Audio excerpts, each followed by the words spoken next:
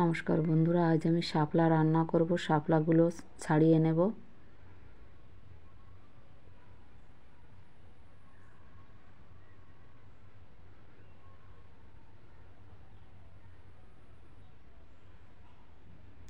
শাপলাগুলো আমি এভাবে সব ছাড়িয়ে নেব। ছাড়িয়ে নিয়েছি, এবার কেটে নেব।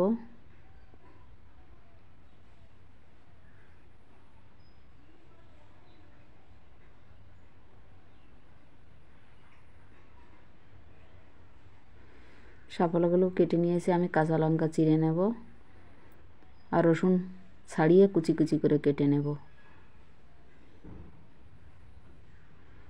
কেটে নিয়েছি, এবার রান্না করব। মাছ ভেজে নেব। মাছে লবণ হলদি মেখে নেব ভালো করে। কড়াই বসিয়ে দিয়েছি, কড়াইতে তেল দিয়ে দিয়েছি। ল্যাটা মাছ দিয়ে আমি শাপলাগুলো রান্না করব। মাছগুলো ভেজে নেব।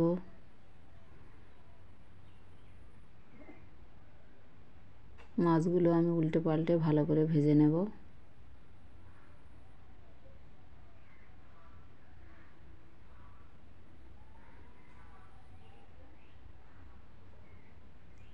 মাছগুলো ভেজে নিয়েছি, হয়ে গেছে। বাকি মাছগুলো ভেজে নেব।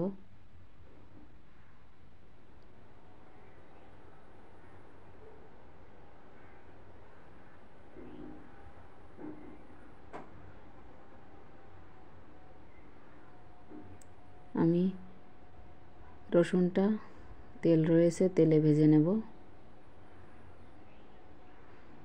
ভালো করে। লাল লাল করে ভেজে নেব।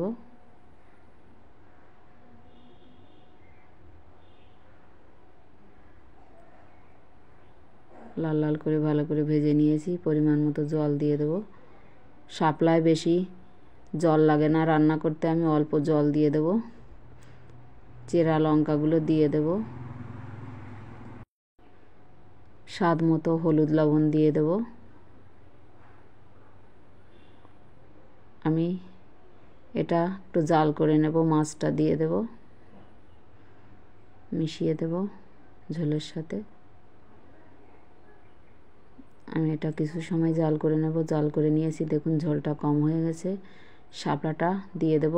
শাপলা রান্না করতে বেশি সময় লাগে না।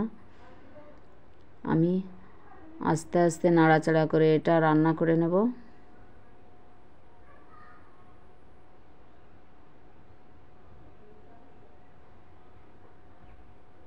আমি আর একটু উল্টিয়ে দেব। এভাবে আস্তে আস্তে নাড়াচাড়া করে ভালো করে রান্না করে নেব।